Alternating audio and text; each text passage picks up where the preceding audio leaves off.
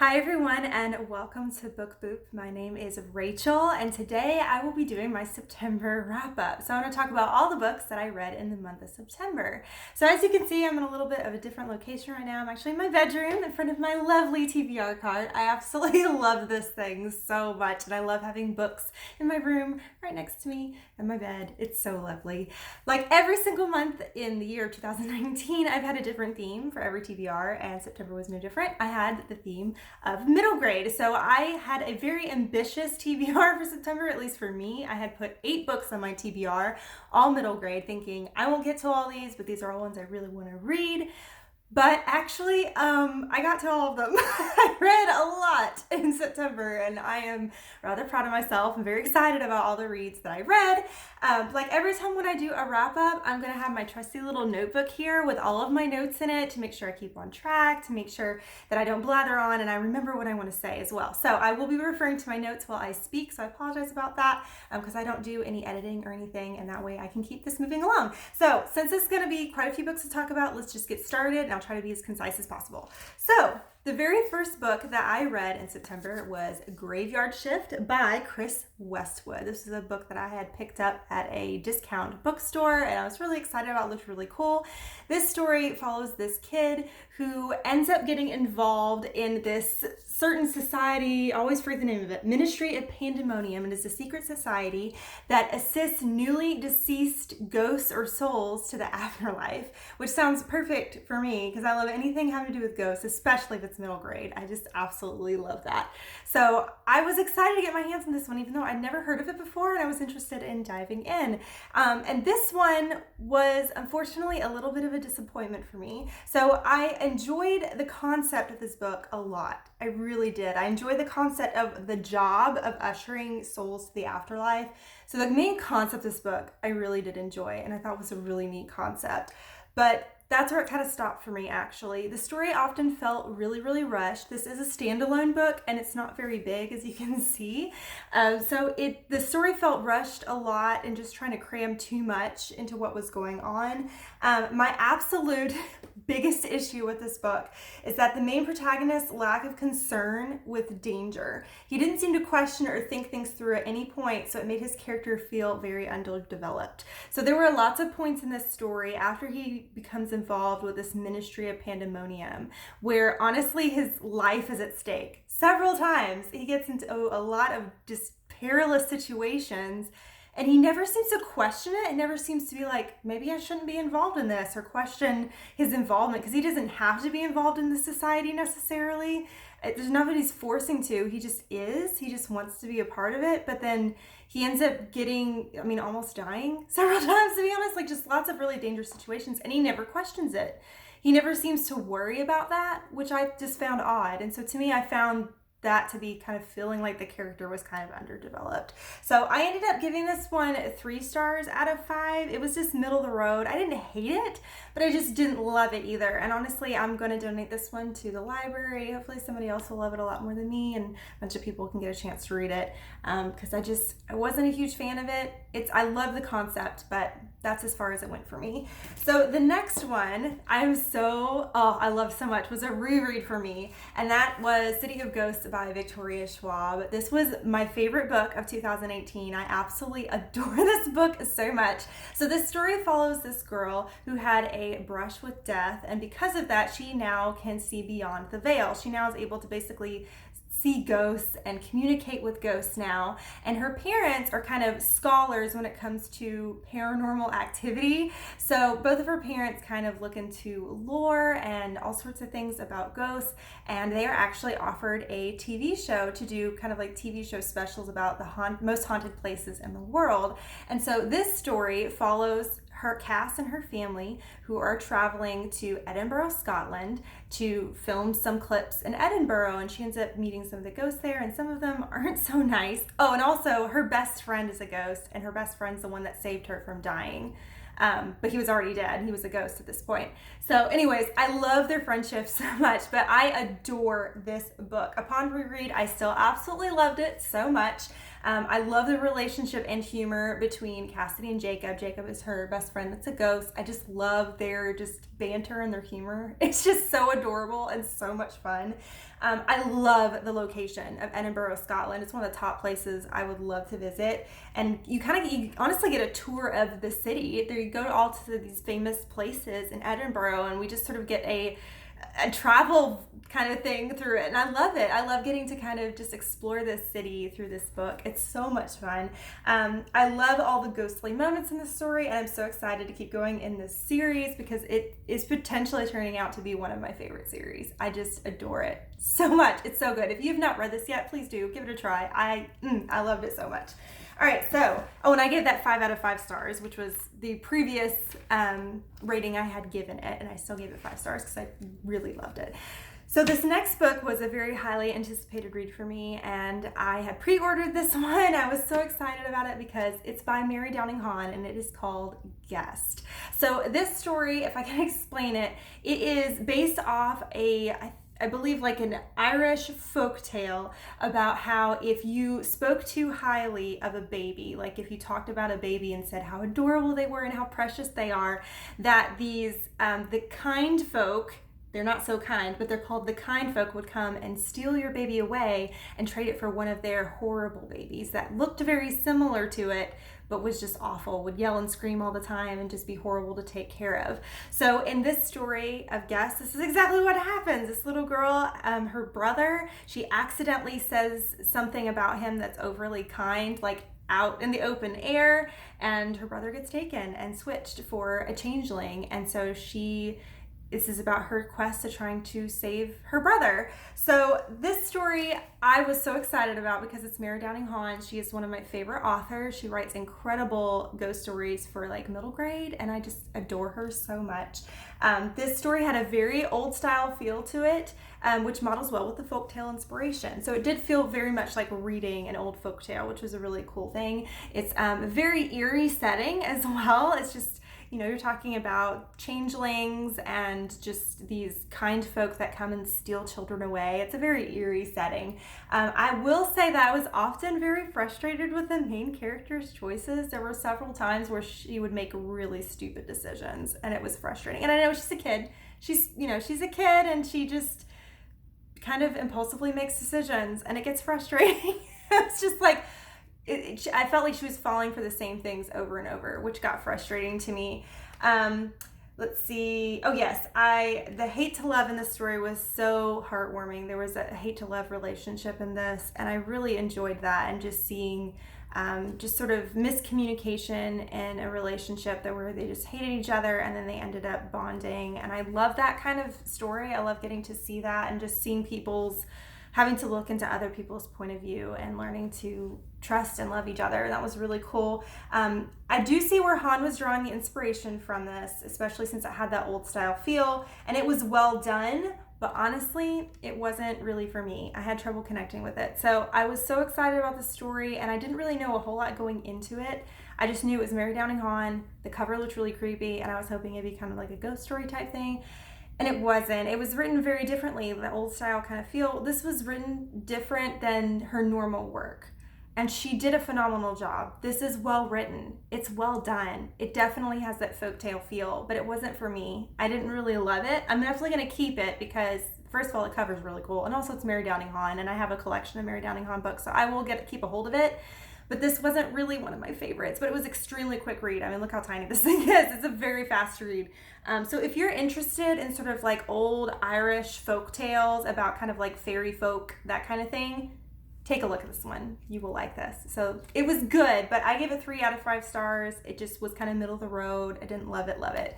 Okay, so let's head into another book. This one I'm really excited to talk about, and that is the second book in the Cassidy Blake series. That is Tunnel of Bones by Victoria Schwab. This one just came out, and I was so excited. This is another one I had pre-ordered. I was so pumped to read this because since the first book was my favorite in 2018, I was really hoping this one would be my favorite as well for 2019. And my goodness, I loved it. It was so good. I loved the Paris setting. So I'm not going to say too much about this, except it's a very similar, they're still kind of like traveling the world, filming the TV show. This is their next stop, and they go to Paris. And so if you've ever heard of the Tunnel of Bones in Paris, there's this whole series of tunnels and catacombs underneath Paris that actually are filled up with bones. Someone had taken bones that were overflowing from different cemeteries in Paris, I believe. The cemeteries were getting too full. And so they actually took these bones and someone kind of like artfully arranged them underneath the city in these tunnels. And so when you go down in the tunnels, the walls are just covered in skulls and bones, and it just sounds so creepy. I've seen it on TV before, and it's super creepy. So I loved the setting. I loved the creepiness of it. It was pretty crazy. I got to learn a lot of history. This was like the last one with Edinburgh. I got to learn a lot of history about Paris, the urban legends and the ghost stories, especially in the catacombs about the tunnels. It was just so cool to learn so much of the history. I found that so much fun. It was educational and super creepy and amazing. I loved that. I love the friendship and dynamic between Cass and Jacob. Again, they're just the cutest. They're just friend goals. It's friend goals. They're just so sweet together, and I just love it. I love how close they are together, and their witty banter, and I adore them. They're just the best. I was super interested to see what Cass would face in this book, because in the first book, she faces some dark forces, and it was such a big thing in the first book. I was wondering, well, how is Victoria Schwab going to top this? Like, how is she going to have something different for Cassidy to face? And she delivered. I mean, kind of the main issue in this book, kind of the main focus of the story, was so good. I loved it, and it was I wasn't expecting it, and I was really excited to see me feeling as engaged with this one as I was with the first one. So I would say I probably love the first one just slightly more, because I really love Edinburgh, Scotland. I just think it's so cool. But this one was phenomenal. It was another exciting read and an exciting ride, and I cannot wait for the next one. I can't remember the name of the next one. The name of the next book just was announced, but I believe it's supposed to take place in New Orleans. So super pumped. It was super good. I gave it 5 out of 5 stars. Adore the series so much. Please give it a try if you haven't yet. It's so good. Okay, so this next one, I think I've said I'm really excited to talk about this one in every single book, but this one I have so many wonderful, warm, heartwarming feelings towards. This is one that I had sitting on my TBR for such a long time, and I'm saddened that it's been sitting on my TBR this long, because my goodness, it was beautiful. And that is Sweep, the Story of a Girl and Her Monster by Jonathan Ausier. And I think I said his name wrong. I don't know how to pronounce his last name right, but my goodness, I have had this one on my TBR.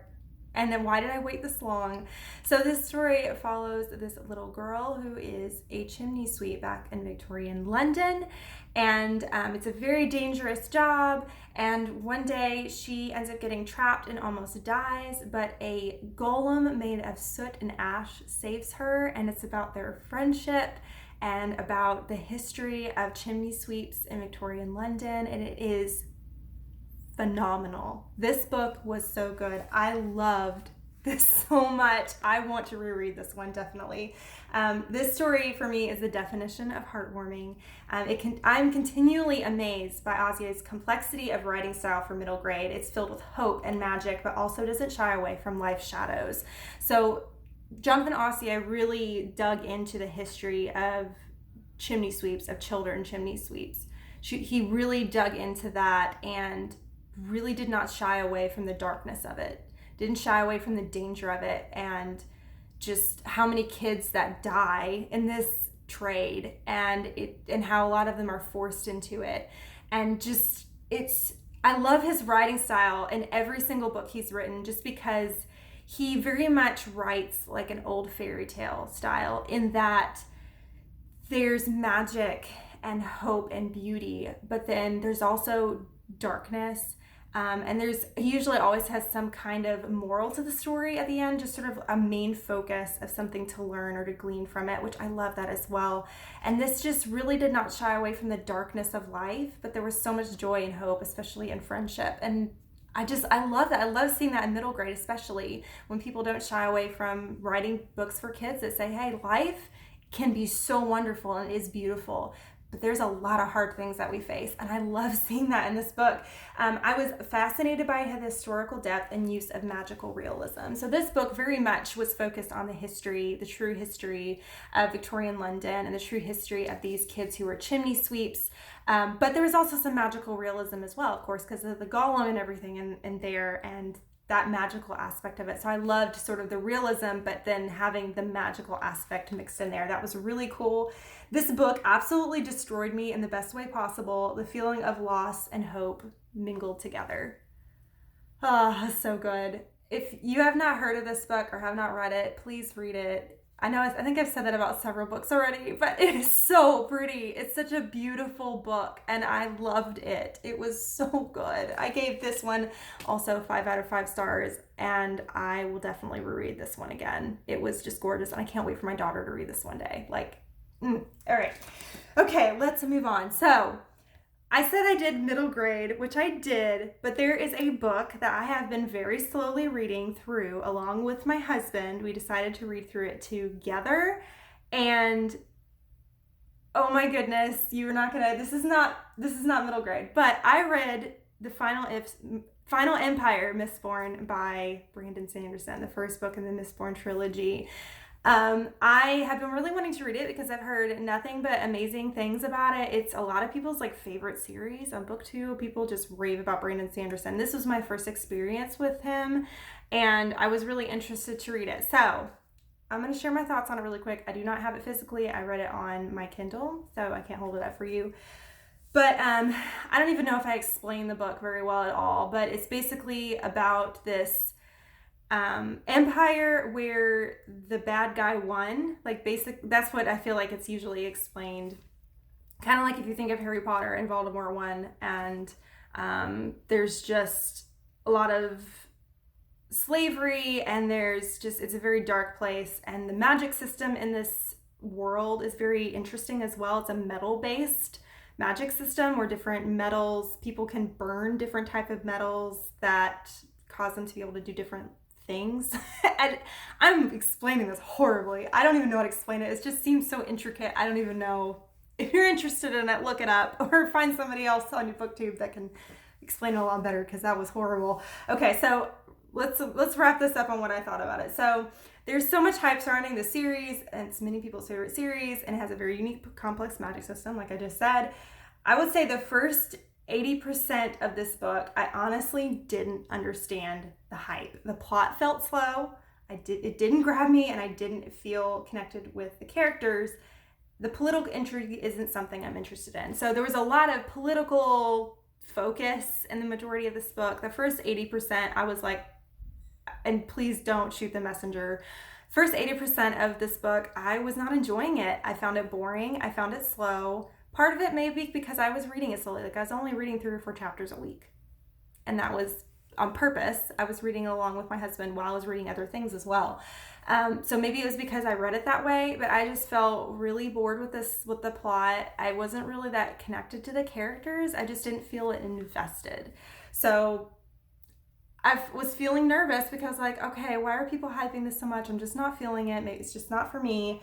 But then the last 20% of this book was completely different. It felt like I was reading a different book. What happened? All of a sudden, the plot got nuts, and it was weird. I was just like, why was this not like this the rest of the book? But it hit 20% and it got nuts. He took the plot and turned it on its head. Honestly, everything we had learned, everything we had just focused on, everything the plot had been doing, he just took the plot and went and just turned it upside down. It was nuts. And so there was so many twists and turns and unexpected things in the last section of this book. I finally felt invested, and I wanted to see what would happen. So majority of this book, I was thinking, man, I think the most I can give this is 3 stars. I'm just not feeling it. I don't think I want to read the rest of the series. And then the 20% mark towards the end of the book hit. And all of a sudden it got crazy good, and I was invested. And I was like, whoa, I can't believe this stuff's happening. This is nuts. And now I want to read the rest of the series. So I will read the next one. I'm not sure when. I'm not highly prioritizing it necessarily. But my husband is still finishing it. Because once I hit to where it picked up, I kind of sped read it. So Now my husband is just starting to hit the part that gets nuts, and I really want to talk to him about it. And I'm like, please hurry up and read, because I really want to talk to you about it and see what you think. Because I kept telling him, he was feeling the same way I was. He just wasn't enjoying it. And then I told him, dude, just keep going. It actually gets good. So anyways, if you try Mistborn and you're like, what's the hype with this? Why does everyone love it? Just stay strong, get through it, get to that last section, and then you will see why. So just stick it out. Normally, I'm like all about DNF if you're really not loving it, but since I was reading it with my husband, I wanted to keep going. So, all right, let's move on. I have 3 more books to talk about, so let's get through this. All right. Oh, and I gave that 4 out of 5 stars for Mistborn, for Final Impair. Okay. Nevermore by Morgan Crowe. Nevermore by Jessica Townsend and Trials of Morgan Crowe. So this one is another one that's been hyped so much. There's been so much comparison to it, to kind of like Harry Potter feels, which I totally get. So this story follows this girl called Morgan Crowe, and she lives in this city where she was born, I think, on the unluckiest day in the year or something. And because of that, she is considered a cursed child, which means on her, I think, 12th birthday, she is supposed to die. Like any child that's born cursed, they live for only 12 years and then they die on their 12th birthday. They're expected to. And also, she's blamed for everything that goes wrong in her city. Everything, every little thing. And her family is charged for everything. Like if someone trips and falls on the sidewalk and breaks their ankle, then she's blamed for it. And they send her family the bill. That's pretty much what it is. So anyways, it's now on the eve of her birthday, and she thinks she's going to die. She already knows she's going to. And then this guy named Jupiter North swoops in and basically rescues her from this fate and takes her to this magical place called Nevermore, where she is given a chance to be a part of this school, this magical school, and she has to go through certain trials to be able to get into the school. And if she doesn't get into the school, then she'll be sent back to her home, where she will meet her fate and she'll die. So that's the premise of this book. This was, again, another one with tons upon tons of hype. It was a fun and whimsical story that felt very much inspired by Harry Potter. It very much had that, like, I didn't know I was special, everybody hates me, to now she's swept away to this other place, this magical place she didn't know existed, and the magical school setting. And it definitely has the Harry Potter vibes. Definitely can see that. At times it felt a little bit too whimsical for me. There's some parts of it that are just so whimsical. Like, it kind of reminded me of the feeling of like when I watched Charlie and the Chocolate Factory. Sometimes it's just a little much. It's a little too much color, a little too much crazy. I'm just like disoriented. So some of it I felt like was a little bit too whimsical, and I think a lot of it is just because it's written middle grade, so it's written for a younger audience. But at times it felt a little bit much on the whimsical end, but that's what this story is supposed to be like. So anyways, it just felt a little bit too much for me sometimes. Overall, it was fun, but it didn't hit the level of hype for me. I was hoping this was going to be a 5 out of 5 for me, to be honest. It wasn't. It was a 4 out of 5. I gave 4 out of 5 stars. I did really enjoy it. It just didn't hit that level of hype that I was hoping for, but it was still fun. I had a great time with it. I don't have like a lot of in-depth thoughts about this book. I didn't. I read it and I had fun with it, but I just didn't have a lot of thoughts about it. So sorry, I don't have much more to say about that. But that's Nevermore. Try it out, especially if you like Harry Potter. Do it. All right, so 2 more to go. Let's do this. All right, so the next one that I did was Shadow Weaver by Marcy Kate Connolly. This is one that I had just bought on a whim, mainly because I loved the cover and I thought it looked really cool, and it sounded like it was supposed to be creepy, especially from the cover as well. So the story follows this girl who is known as a shadow weaver, and she's able to take shadows, any shadow of anything. She's able to create things out of it. She's able to command shadows. And also, her own shadow is her best friend. She can actually talk to her own shadow. Nobody else can hear it, but she can talk to her own shadow. And one day, her shadow tells her that there is a way that she is able to come to life and actually become human. And through some of the process and everything, some bad things happen. And then the little girl starts to wonder if she can actually trust her shadow. And it's just sounds like a really creepy story. I love this cover. It sounded really neat, and I never heard of this before, so I was really pumped about it. It had a very nice atmospheric feel. It was a very kind of like dark, creepy forest feel. I don't know. It just had a really great feel, and it kind of had a fall feel to me. It just made me think of like crunching leaves and, you know, the cool, like crisp air of autumn. I don't know. It just gave me that vibe. So I really liked that atmospheric feel that it had. I felt like it had a lot of insight into the main character. We were in the main character's head a lot, and I feel like we learned a lot about the character, which I did really like. We got to learn really how she thought and understood why she acted the way she acted, and just, I don't know. I like that we got a lot of in-depth look at the character. There was a lot of story to it, but there was a lot of focus about the inner monologue of the character and what she was thinking, and what motivated her. So I really liked that. It felt a little bit long. I feel like this book could have been a little bit shorter. I felt like there were some parts of the book that kind of plodded along a little bit. I feel like it could have moved a little bit faster. Again, just kind of like Nevermore for some reason. I just don't have too many thoughts on this book. I liked it, and I'll probably read the other book. It's a duology. I can't remember the name of the other one, but I think I'll read the other book. I did really enjoy it, but I'm not in a rush to read the next one. I did add it to my TBR on Goodreads just so I remember. But yeah, it was good. I gave it 3.5 out of 5 stars. It wasn't like a full 4 for me, but it wasn't as bad as a 3. I don't know. So this one it was pretty good. I don't know if I really want to read it again. I am going to keep it because I think this cover is really cool, but it wasn't my favorite, but it was still cool for what it was. So, all right. Very last one, and this is actually one I'm still working through right now. I'm halfway through it, and that is Wondersmith, The Calling of Morrigan Crowe by Jessica Townsend. This is the second book in the Nevermore series, and like I said, I am halfway through this puppy, and I'm enjoying it a lot. I'm filming this, it's still September. It is September 26th right now, so I'm hoping to finish this up before the end of September, before I hit October and start going through my 12-year TBR. So I should be able to finish it. It's a really fast-paced read, and it's middle grade, so it just reads pretty quickly. I'm not going to give a whole lot of a description for this one since it's the second book.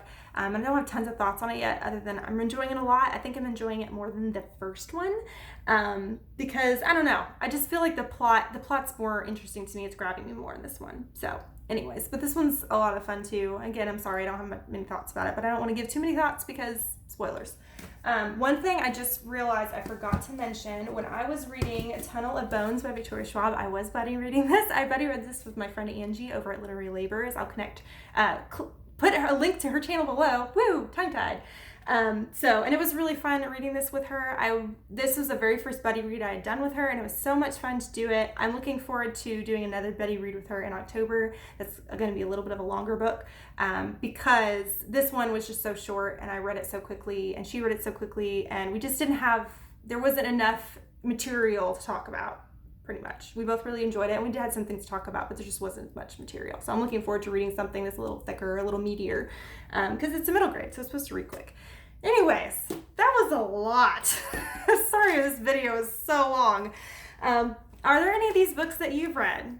Have you read any of these lovely middle grade books? Or if you've read Mistborn, let me know, especially if you've read Mistborn and you felt the same way I did, like, why do people like this? Why is it so slow? And then you were like blown away by the ending. So let me know if you thought about that as well. And also let me know what you read in September. I would love to know. But on this side of the video over here is my logo. If you click on that, you can subscribe to my channel and follow me along on my book journey. On this side of the video over here is another video if you want to watch another one right now. But thank you so much for watching. You rock, and don't forget to keep reading. Bye!